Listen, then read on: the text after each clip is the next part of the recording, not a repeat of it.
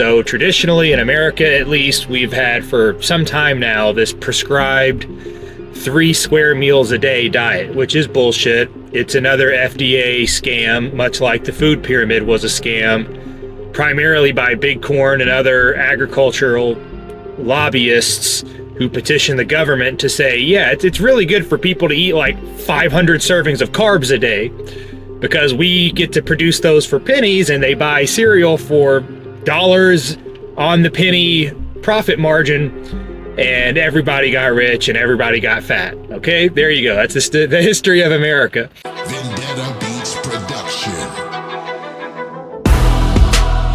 Beholden to truth. Christ culture. White identity. And fitness lifestyle. Red pilling the masses. On the front lines. Against the synagogue of Satan.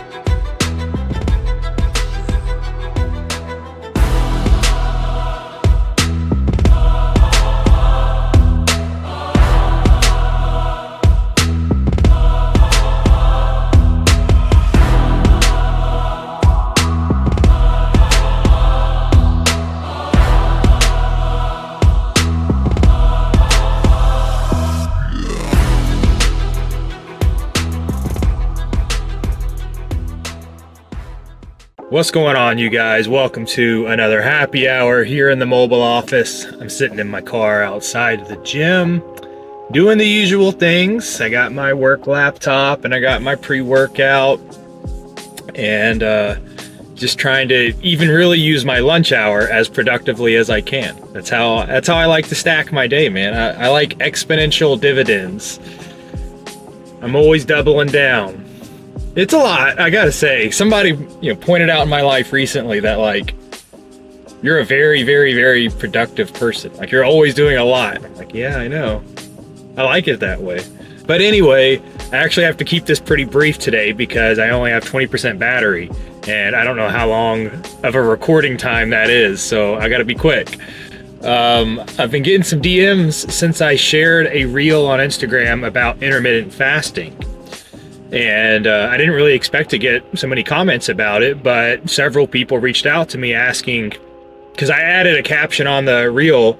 I shared somebody else talking about intermittent fasting and the benefits it's brought to their life. And so I just reshared that with my own caption that said, I've been intermittent fasting for at least 5 years, but even then, longer than that. Like full time, like every day of the year for 5 years. But in years before that, for the first 5, these numbers seem arbitrary to people. I've been lifting for 10 years. The first 5 years, I did a whole bunch of different diets, including intermittent fasting and several other methods. And then by year 5 is when I really decided, like, intermittent fasting really is just the best thing that works for me. And I'm not going to do it just during summer when I'm super lean. I'm just going to do it year round. And that's how I stay lean year round. Now it's different because once you're beyond year 5, you no longer need to have these carved out bulking phases because you don't have any more muscle to stack on your frame. So this is very nuanced stuff, but some of the stuff I say is directed at beginners, and I'll try to explicitly say so. And then when I talk about how I'm currently living my life, it has changed dramatically from what I would tell beginners to do because I'm not in the same place of life, like in the same development stage. I can't get any more muscle. So what you need when you're in that phase of life is not the same as when you're first trying to grow your physique. So how does intermittent fasting fit into that? Intermittent fasting is a dieting method. It's not referring to the type of food you eat. It's referring to the periods of time of the day that you eat. So traditionally, in America at least, we've had for some time now this prescribed 3 square meals a day diet, which is bullshit. It's another FDA scam, much like the food pyramid was a scam, primarily by Big Corn and other agricultural lobbyists who petition the government to say, yeah, it's really good for people to eat like 500 servings of carbs a day because we get to produce those for pennies and they buy cereal for dollars on the penny profit margin, and everybody got rich and everybody got fat. Okay, there you go. That's the history of America. That's the food pyramid scam. But likewise, they built in this concept of breakfast being the most important meal of the day. Have you guys heard that before? Yeah, you have to sit down and eat, not anything. It has to be breakfast food. They even further try to restrict it down to, make sure you're eating breakfast food. So, that's kind of what most people default themselves into as they grow up. This whole 3 square meals a day, breakfast, lunch, dinner. Also, people love snacking. I mean, when you look around at our country, and the average woman is 40% body fat, that's a fact. That's not Josh being mean. People love their snacking. People love eating multiple entire meals per day. So intermittent fasting in general, is the hard opposite of that. It says we are going to consume 0 calories. We're not going to eat at all for the majority of the day. And majority asterisk can mean a lot of things. It can mean for 12 hours of the day and 1 minute, because that's technically the majority. Or it can mean 16 hours of the day I'm not going to eat, and only a window of 8 hours is my eating window, so they call it. And then as you get further and further more comfortable with intermittent fasting, you can restrict the window from 8 hours down to 7, 6, 5, 4.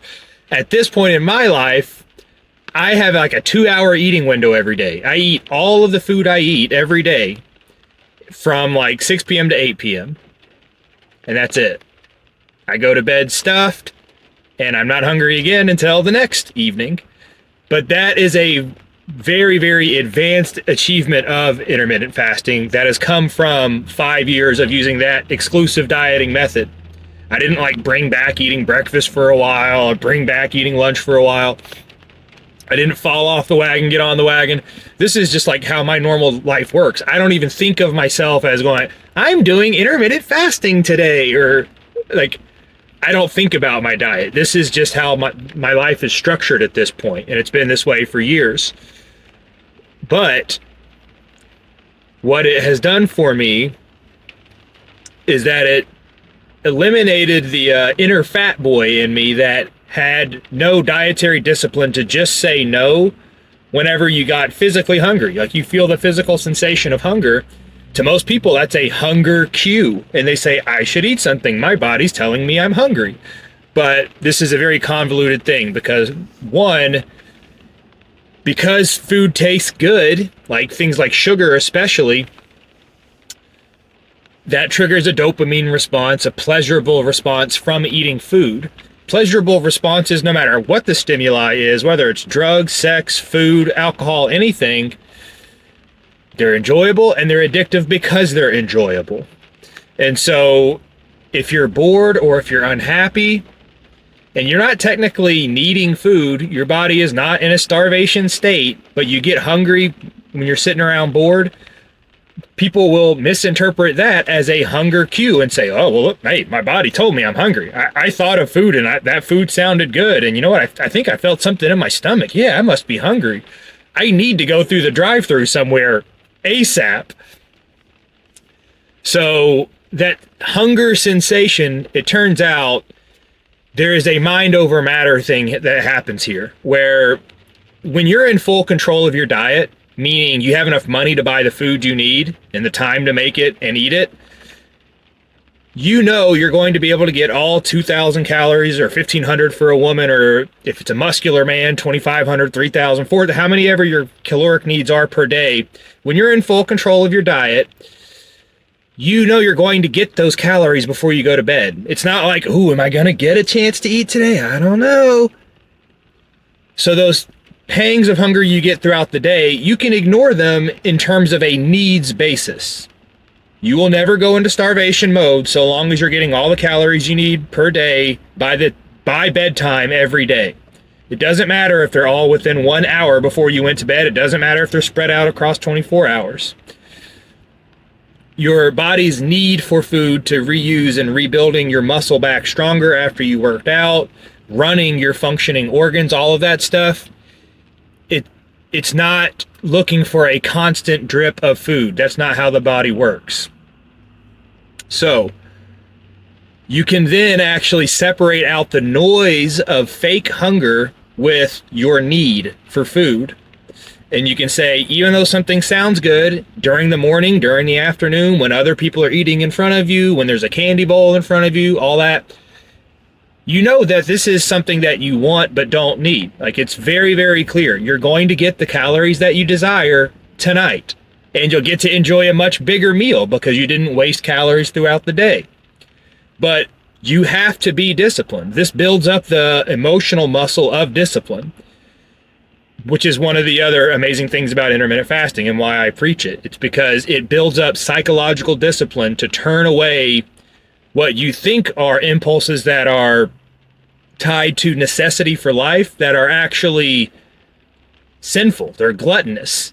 You don't need to eat 3 times a day. You don't need to eat multiple snacks throughout the day. Like, I know that this is factually true, and people who have never actually tried it, they're going to sit here and say, just because it worked for you doesn't mean it works for everybody. Oh, I have low blood sugar. I have a thyroid problem. I have diabetes. I know everybody has an excuse. Okay, what I'm telling you is that I used to be somebody who was addicted to food and emotionally ate and gluttonously overate, ate beyond the point of physical comfort on a regular basis. And I wanted to believe it was somebody else's fault. I wanted to believe I was just born with bad genes. But it turns out when I forced myself to just delay gratification until later in the day, are you guys seriously saying you can't do that? You can't delay gratification of eating something that tastes good until tonight when you still get to eat that thing that you want? And you may even be able to eat more of it because you have more calories left? You're saying that you emotionally cannot control yourself from the point that you wake up until the evening. That you have to give in to this emotional obligation that you have built up over the years to reward yourself with a constant stream of dopamine. Ooh, that Pop-Tart for breakfast felt good. I must have needed that. I was hungry. Oh, the handful of M&Ms at the desk at work. That was a good snack to hold me over. I was getting hungry. Oh, my coworkers are going out for lunch. I should probably join them. I'm feeling hungry. What you want to do is very different than what you actually need. What you actually need is X amount of calories per day. by the time you go to bed. If that's the same goal every day, in and out, calories in versus calories out is the gold standard of dieting. There's no way around it. There are no people who are over consuming calories who aren't gaining weight, and there are no people who are in a caloric deficit who are not losing weight. That's a fact. It's the law of thermodynamics. Many people don't even understand that calories as a measurement, that's not a measurement of food. That's a measurement of energy, kilocalories, kcals. And you can do your research on this and you can learn that 1 pound of body fat is enough energy storage for about 3,500 calories worth of energy, kilocalories. So if you wanted to burn 1 pound of fat off of your body, you need to burn 3,500 calories. How do you burn calories? You do it either through exercise or through dieting and caloric restriction. So intermittent fasting is a tool that you use on the right side of that equation, dietary restriction. You use intermittent fasting to say, I'm going to conquer these urges of hunger that I have, the emotional response to food, and whatever other kind of unhealthy eating behavior that you have. Intermittent fasting is a tool that forces you to develop the muscle of overcoming hunger urges and these attachments you have to food. It's not that you don't get to have the food anymore. It's that you got to wait until the end of the day and then have it. So that's a brief recap of intermittent fasting and how it fits into my life. A couple of distinguishing factors between what I would advise for people who are just trying it out versus where this can eventually take you one day. It can take you one day to not even thinking about food at all until it's time to eat at night. No, or infrequent, I would say, hunger urges. There are occasions where I'll remember what it's like to be hungry. I'll feel something turn in my stomach, or I'll drive by something that sounds really good and then it just won't get out of my head. Man, that does sound good. But guys, it's not that hard. That sure does sound good. Can I wait 5, 6, 7, 8 hours? Am I going to die? Oh, but Josh, I'm going to get a headache. Oh, Josh, I'm going to get irritable. You got to control yourself. There's things you can do for a headache. Usually that's dehydration, by the way. It's not what people call hunger headaches are often hydration headaches. And if you get irritable, that's self-control. That's not a lack of calories in your body. That's you having a physical discomfort and you having low emotional control to respond to the physical discomfort. Even if you're hungry and you feel it in your stomach, or you feel a headache or whatever else it is, how you respond to pain outwardly, you're in control of that. Yet another thing that forces you to become a better person and more in control of yourself. So I think that's probably a good way to wrap it up on my thoughts about intermittent fasting. I would highly suggest trying it out. Start out with an 8-hour eating window. So if you're asleep, presumably 8 hours of the day, all that's asking is if you get up at 7 a.m., let's make it 8 a.m. to be easy, then you don't eat food until 4 p.m. And then from 4 p.m. all the way till 10 p.m. or whenever you go to bed, you can eat.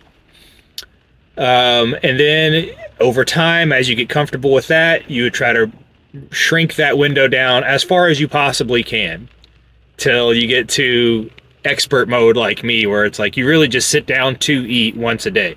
I eat a huge dinner and then I immediately eat a pretty huge dessert, usually a stack of protein bars, and that's it. And then I go to bed, like within the next couple hours. I usually work on my laptop or something after that. Like I could, if I wanted to, I could separate out that dessert meal from the dinner meal and eat those both within those last couple hours before bed.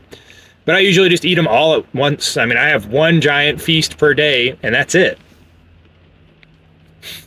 Pretty simple life.